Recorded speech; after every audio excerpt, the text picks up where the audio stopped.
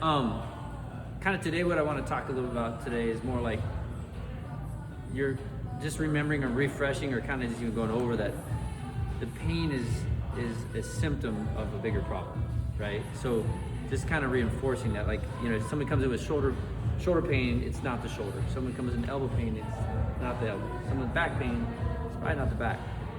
Knee pain, the same thing. So what I want you to kind of think about a lot of times is where that's coming from. So like, I don't know if I've told you all this scenario, but I'm gonna go over it just real quick again. But like, so in a scenario, you gotta have like in a factory workers, right? You got lazy worker, funny guy, great guy, but everybody loves him, but he's lazier and everything and doesn't do his job. Factory work gets behind. You got someone else who's super ambitious, super pumped, and hard worker, sees that it's getting backed up, does the extra work, picks up the slack, and he keeps doing it over and over and over again.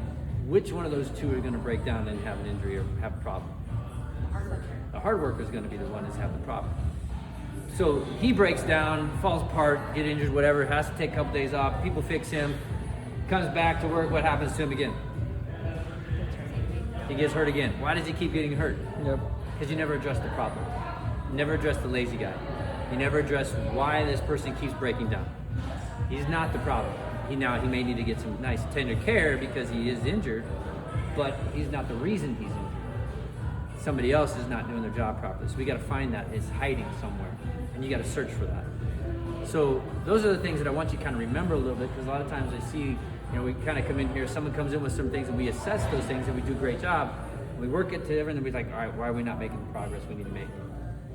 So like, the other thing you want to think about this is that an area might be driving another area for the lack of that. And what I say about that is, like, for example, think about your wrist flexors, right? Where do they attach? Like all these guys, wrist flexors, they come up here and they cross up onto what bone? The humerus. That's all you need to know is the humerus, right? But on the inside of the humerus. When they contract, they have the ability to do what? Pull, right? So when they contract, they pull from one end to the other end, regardless of whatever happens. So whatever happening is just pulling from this one to end. Whatever's capable of having motion, or whatever motion it can contribute to, it will, when it's working properly, right? So let me ask you this. In that regards, is a wrist flexor a shoulder rotator? Absolutely can be, right? So think about this. So when I have somebody who has elbow pain, and I keep treating the elbow over and over again, this is so hard to get over. Why does this person keep having medial elbow pain? Well, did you ever check the rotator cuff? Because if that rotator cuff isn't allowing for that normal rotation of the humerus, who's gonna do it if they're capable of doing it? Somebody else. They're gonna compensate for it. So the compensation is a way for us to survive, in a sense. We have these things for a reason. It's not a bad thing, it's just a natural thing. So we gotta figure out how can we improve upon that, or at least reduce those compensations. And I mean, in our reality, like, I guess, I mean, I'm going broad in general, right? But if you think about it, we have been designed to compensate on purpose, right? Because if we didn't, we would die as a species. I mean, we'd get eaten by bears and everything else, right? I mean, think about it. If you had a hamstring pull and I couldn't get through from A to B, I'm dead. Not if you punch it though, right? Yeah, I mean, if you punch the bear, you're good. But, so I mean, I want you to kind of, because I need you to sometimes think about those things, right? Because what we do is we do, and you guys are amazing at really taking care of those things, but sometimes we forget about the bigger thing. And then also the other thing to think about is, this person comes in and they tell you the story. Like when you listen to them, they're telling you exactly what happened. Like, so how did this happen? Nothing happened specifically. So just one day I woke up with this. Yeah. So, or they might come about to the fact where they'll tell you in a story, but you didn't pay attention because you're so focused on what the area was that you didn't listen to what they said. So that's what we talked about before, just making sure you're listening and you're watching and observing. But the compensation or the things that they're doing right now that's leading to this problem is like, again, like I said, the elbow is not an elbow problem. And if you're looking at it, especially they come in and tell you it just happened one day, it's nothing traumatic that happened, I didn't have surgery, all of a sudden I have this pain, or build up to this point, it's chronic. If something's chronic in nature, 100%, is it where the symptom is or not? I guarantee if you didn't look other places, you're not getting the problem, right? That makes sense? because it just didn't build up all of a sudden. You're treating the hard worker at that point, and so you got to find the lazy guy. So search for that a little bit. So if I look at that, like I totally, and it's not always easy, because I just mentioned the elbow can rotate the shoulder. So if I'm constantly looking here and I don't look here, then I've missed it. And if I'm constantly in this position right here, can these rotator cuffs do much for their rotation? Nope. So what did I miss? Miss thoracic extension. And if I'm not getting proper thoracic extension or rotation, is the scapula going to move properly? It won't, right? So anytime you have an upper extremity issue, is thoracic spine a big deal? Oh yeah. 100%. I mean, you need to make sure you're mobilizing that, make sure you're working on rotation, all the above, right? And that's just one object. I mean, there could be many different things, but if I'm not doing those things, then I'm missing a lot of stuff. Then the other is so like, I mean, we can keep going on different body parts, and we can go over those scenarios too. I think it'd be good for you, but now I just lost my thought on what I was going to say. There was all those different things, conversation. Oh, so traumatic type stuff too, right? Somebody who just comes in, who just went out, played a sport, got hit, or slid into a base and rolled their ankle, right? So we take care of those specific areas, which, yeah, it's traumatic. That area is damaged, is injured. But are they still going to create compensations now that they're injured? Right? They're still going to have those same chronic issues that might be there. So we need still to make sure of all that stuff. Somebody who just had surgery. For example, I'll give you an example of Pam, right? Pam has shoulder surgery.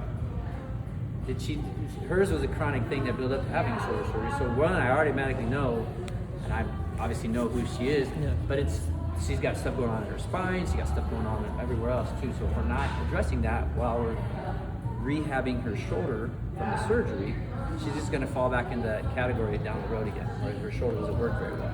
So she's doing the open book, she's doing the back bridge, she's doing the stuff to make sure that, okay, and this is why now I'm looking at range of motion, she's opening up quite a bit, which is she's doing awesome with it. So like, those are the things I want you to really kind of keep in mind. I might have somebody who's surgery, and this is the area that I'm working on, but what else is also connected that allow that thing to go? Like, for example, the knee. Where are the issues we need to work out with somebody who has a knee problem? And you look at the hips, for sure. If I'm not looking at hips, I'm not doing stuff at hips, I'm missing it. What about the ankle? Ankle, foot, Yeah, I also need to work at ankle. Mm-hmm. So this is why all these things are super important, to make sure that I've got to find all those things that are either the lazy worker or whatever you want to call it, that's not doing their job right. And the more you kind of start looking at that, the more you start piecing these things together. There's fascial lines. And I had you guys do the supination, pronation thing before. Have you guys messed around with that much at all? Since I kind of went through that a little bit? Yeah. So, but I want you to kind of think about those. So let's do this. Let's just take our shoes off. We're going to do this again. Because I want you to really kind of, it's important, because it may take a little bit to really get to it. Right? You all right? Yeah. Okay. So, let's just talk about this. Think about what happens when you do something, right? So first, stand normal where you're at. Think about where your shoulders, where's your head, right? Many of us are already in what kind of a position already? Most of the time we're thoracic kyphosis, right? Shoulders are internally rotated, scapula is protracted, head is forward a little bit. Many of us are. You might even have an anterior pelvic tilt, knees might be slightly bent, whatever that might be. So I mean, I exaggerate a lot of that stuff. Yeah. But everybody, you look at people, look at postures, they're in that position. all the time. So, but if we think about where we're at, now just think about this. So I want you to do now is just pronate that foot as much as possible. Flatten it out as much as you possibly can. And think about the rest of the body. What ends up happening when I pronate the femur? So let's go up to the tibia. What happens to the tibia? It internally rotates. Then what happens at the knee and then at the femur, basically? It internally rotates. So then what's happening at the hip, right? If we're internally rotating at the hip, because the femur is rotating in, what has to happen at that pelvic? Anterior tilt. Has to do an anterior pelvic tilt to allow for that internal rotation, right? So now I got an anterior pelvic tilt. Now what's going on in the lumbar spine? Lordotic. Getting more lordotic curve. Mm-hmm. And what's also happening in my thoracic spine? More kyphotic, because it matches the lumbar curve, right? So I got more of those things happening. What are your scapula doing?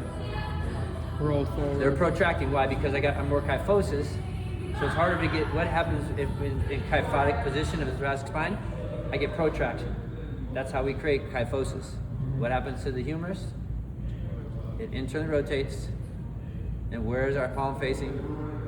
Posteriorly. Yep. Where's your neck now? Forward. It's forward, right? And you're gonna do what with your chin? You're gonna extend it more, so you're gonna go in more lordosis of your cervical spine, right? So then we all do this, okay?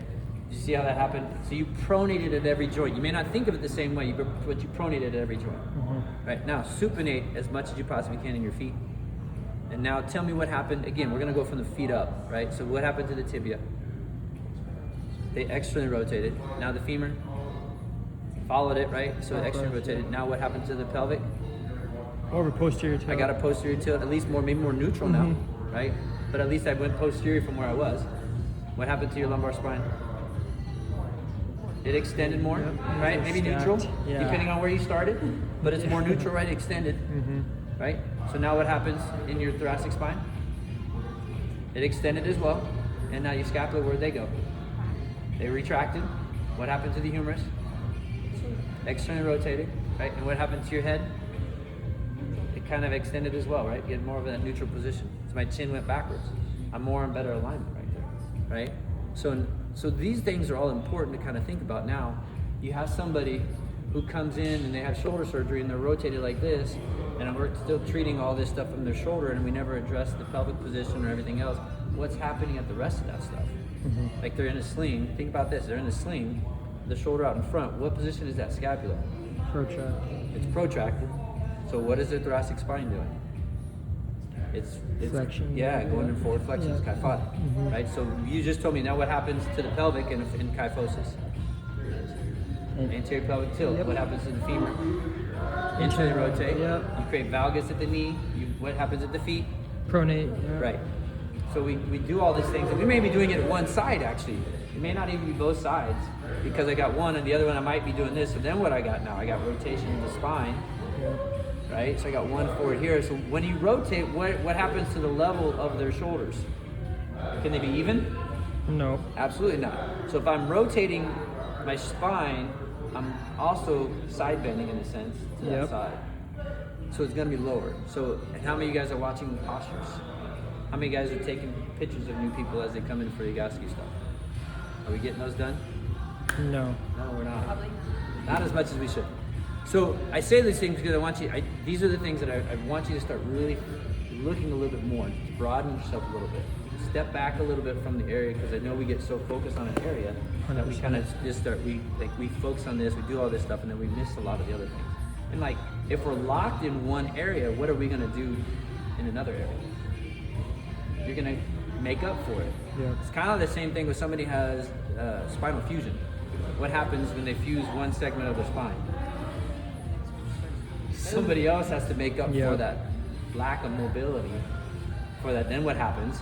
They need to now go get another fusion. More issue. Yeah. And then they need to go to another fusion. And it's a never-ending story, unfortunately, for that person. It can be. You do your best to kind of help with that situation and what we can control. But those are the things that do happen a lot for people. So anyway, so I just want you to kind of, this is one of my focuses right today is on this part of it. Is like we talked about like listening and paying attention to that person as they walk in, the energy that happens, the words you say, all those things are huge. And now let's focus, now looking back, is that where they have their pain, it is not really the problem for what's going on. And that's where you kind of need to step back just a little bit and think about, all right, I'm treating these areas, but I'm also running into roadblocks all the time. And it's probably because we just didn't look at all those other areas that are keeping that. Or they might feel better, but what ends up happening, they come back because we didn't still get to that lazy worker. And so making sure you are addressing, seeing what could be their other limiting factor that I need to look at. And it's also looking at like, it's like, where do you start? Well, that's the issue, right? Where do we start when we start doing that? And that's also another concept I want you to think about is you're looking at elephants versus mice. And I say what I mean by that is like, when you start comparing things, you're looking for different things and clues. Like you might say, oh, this, I don't know, let me get that protractor. Yeah, it looks like maybe it's a degree or two off. That's a mouse probably. And then all of a sudden you find another area where like, oh my goodness, that's the elephant. Looking for the bigger issue that where like somebody's lacking in range of motion in one spot versus another spot. that's probably where you're gonna be, oh my goodness, this is where it's at. So like, so for example, I gave another example of a pitcher last time, right? And he had elbow pain, right? But then but could it have been because we lacked internal rotation on that left opposite hip? Because when they come through, and if you think about the mechanics of a pitcher, they open up, they come through, and they rotate here. And if they're not getting this internal rotation on this opposite hip, what are they doing? They're stopping, their body is coming through, and they're putting all the stress right here to throw the ball, right? So we're treating this elbow like crazy. But also Brian said treat the shoulder, so I'm treating the shoulder and the thoracic spine. Got it. But I also missed the hip, and if I didn't get that hip moving right, it's just going to come back with elbow. So again, those are the things I want you to think about when you're looking at people. So do you have any questions or any specifics that you want to kind of talk about? Any comments on that? I think it's sometimes like it makes sense and I get it. I think sometimes though, like clients are like, "What are we doing?" And I know that's on us to explain it, but I think like sometimes there is some pushback of like, "Well, I'm here for my knee, so why are we doing?" And what that's are we working on my hips for? Like, that's what you educate a little bit on. So and I always, what I usually do, honestly, it's never been an issue because I don't even go there, like, right? So I'm looking at stuff, so I'll explain even early on. So like I'll check things. So I'm gonna work on your knee, but also I gotta look at other things because you didn't walk in here just as a knee. Like this is why you're not you think back to going to school. We don't call them knee patients, right? Because they don't walk in just with a knee. They're clients. In my eyes, they're a client and they're a full body issue. So it's really kind of looking at it and says, well, there's a reason you have knee pain. And it's not just because your knee. And then I'll explain what I would do in that situation. And it's pretty simple. Think about this. So the knee, and I'll give this one example because you brought it up. Knee is basically what? A hinge joint in all reality. I mean, it does rotate, right? But for that person in that terminology, you want to speak with that person, just say it's a hinge joint, right? It bends in one direction. What does the ankle do? All kinds of directions. What about the hip? What does that do? All kinds of directions. If we have problems in one of those two things, isn't there more chances to having a problem in one that does all kinds of movement versus one that just does one? So could that get twisted in the middle and have the knee pain if these things on top and above it, below and above it, aren't doing their job right? That might be the easiest way to explain to them why I'm looking at other things. And yeah, it does kind of fall a little bit on us as therapists. Yeah. And we need to explain that to them, because otherwise, I mean, you are going to continually find they may feel better, they're going to get that, but they may not get to where they fully could be. And if they choose that, that's on their choice, I guess. Right. But I'm telling you, when they walk into this door, I know your goal with them is to make them as best as they possibly can be, and that includes everything. Right. And that's what you just need to let them know. So, well, here's how we treat people here. Which I think I've gotten better on evals, like set everyone else up. Good. Sense, but perfect. I do know that sometimes they're like, what are we doing? Yeah, and like, but like, yeah. And if you ever want to, and I'm here, let me know. I'll talk to them. Yeah. Because, well, you could talk to the clients who've been with me forever. Says, I don't know, Brian. Like, I mean, they'll joke about it, but they're joking, but they're serious. They say, I don't know, my ankle hurts, but Brian's probably gonna do something with my ear to make my ankle hurt. So I mean, like, yeah, you know, it might be in your mouth actually. I don't know. Yeah. So we'll see where it's at. But it's like you're gonna search for those things, and the more that they understand that, and the more buy-in they're gonna have, and they're gonna feel better about it too. And sometimes just explanation, just like that. Something that kind of like pops into my head, because I've ran into it, I think more than once at least, with someone who, because we've talked a lot about like shoulder, like addressing the thoracic stuff. Yeah. I feel like sometimes it's kind of like ingrained in me now to always like work on thoracic with my shoulder people. I feel like sometimes their thoracic mobility either doesn't seem to change a lot, or we're doing both are improving, but like we're still not getting all the way there for whatever reason. So is that maybe like we haven't found the elephant yet, or? Yes and no. You may not have found an elephant just yet, possibly, but if you felt that their thoracic spine is still quite limited and it's not improving, the other thing you got to think about is how often do they spend the time with you versus how much the time they spend by themselves. Okay. And what are they doing in that time? Because they're with you maybe an hour at a time, let's just say they are here 3 times a week. That's 3 hours of how many hours during the week? Yeah. And then what positions are they in, even when they're awake? Yeah. Like what? And just think about those positions. So if they're still constantly in, like say, find out their job. Like what do they do for work? Do you have anybody in mind specifically? I'm thinking of Marcel specifically because I love him so much. Yeah. What does Marcel do? Marcel is retired. Yep. Works in the wood shop. He works in the yard, works in his wood shop a lot. I think his progress, I think, like, is more difficult for me to fully grasp what's happening because he is probably like 80 to 90% there. There's just something that I don't know if I'm missing it or if we just need to continue to push with what we've been So doing. on his situation, I might look more down in his pelvic a little bit. Maybe even look at his Yeah, we feet. haven't done that. Maybe look at his feet. Like what position does? Because like if you are pronating all the time, where are your shoulders gonna be? Yeah. I mean, he is like, he's this. So, Yeah. So that his could be a little bit more because he is a little more active. But also the things you're describing to me, what position are you in those activities? No, like forward. Yeah. And so how much does he spend to go the opposite Yeah. way throughout his day? He does a lot of, he is involved in like so many different exercise programs, which is wonderful. Yeah.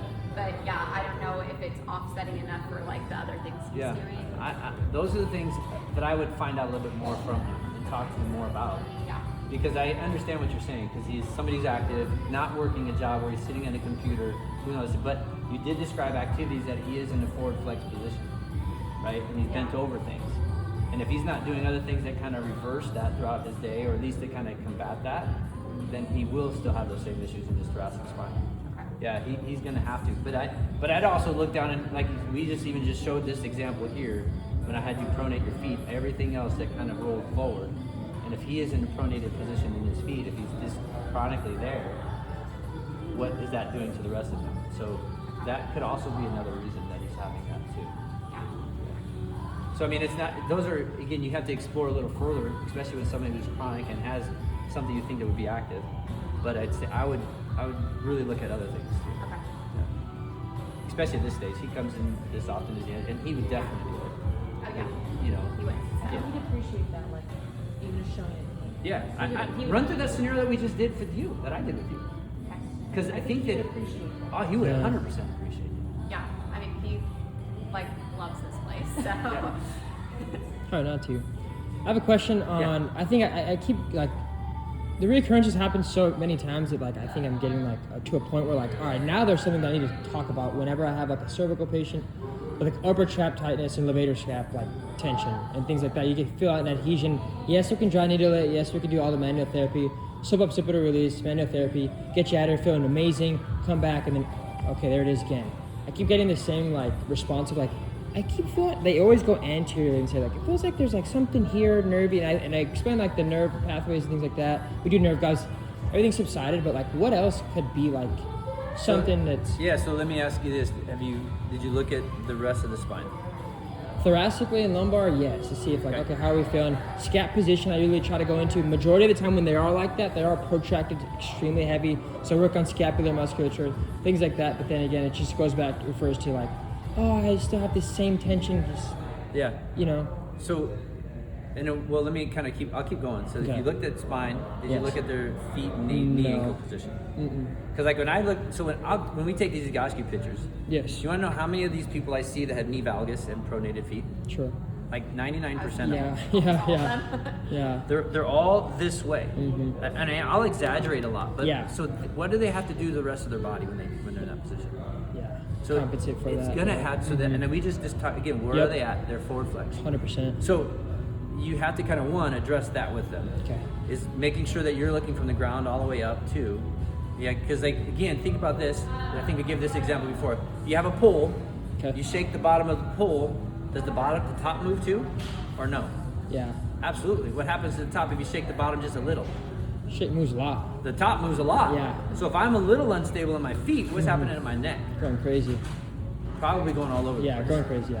I mean, I remember yeah, sitting yeah. there when I was in California during, Bobblehead. during those big earthquakes. Yeah. I'm just gonna give you this example. I love. It's like, okay, I saw the ground ripple, Yeah. and you could see the goalpost. So we were at the football field, just finishing running hills. You see the goalpost and the lights just freaking going like crazy. Yeah. And all it was is the ground was doing this, and this tops was going like this, just all over the place. That's a good way to explain that So too. Though, I mean, that's how I would explain this. Yeah. It's a full thing, and then Give visuals to people. No, like that helped me. So I'm like, oh, that makes way complete yeah. sense. So then you think about it is like, now this. What is this person doing the rest of their day? Sure. So are they on computers? Yeah. Are they looking at phones? Majority Are of the time, yeah. So, and if that's the case, how is their setup for that? Uh-huh. Is it encouraging a good posture and getting that relief? Or is it encouraging them to fold their neck forward, reach forward, and reach for things and looking with their head in False extended syndrome, position? So, I mean, I would start, I know you want to own a lot of it, and you do an amazing job with people, but it's not on you, right? You've got to teach them to own this. You got to teach them, like, hey, what are the things that you're doing that could be contributing to this? And then give those examples. Like, are we doing, and you can even go through the pronation, supination thing with them. And I think they would see that better if they actually felt that. 100%. And then you can see, like, well, okay, my knees are in, my hips are forward, my shoulders, yeah, okay, my neck is gonna be stressed. Yeah. Because this is where I hold it. And people hold stress in their neck a lot too, right? 100%. Depending on where people hold things in different areas. Yeah. And that could be that person's area. Most definitely. So if it's already compromised because of the postures they're putting themselves in, Sure. I'm gonna put a lot of stress there. And 100%, I feel like actually every one of them works a desk job. Thinking about the three that I thought in my head, it's like all desk jobs. I guarantee they're Yeah. all elite. So then how do you fix that, right? So then it's like, Yeah. oh, okay, I want to get them in a good ergonomical position. Do they have a chair that properly supports them, Sure. right? So does it give them proper lumbar support? Can they sit back and keep their shoulders back well? Are their armrests in the way? I would tell you what, many times people's armrests are what's also causing this because they don't allow their arms to sit down by their Yeah. side. They hunch, they Hike raise the them up on entire them. time. Even, I just rest my arms on there. But what position is your shoulders in when you rest them on Yep. that?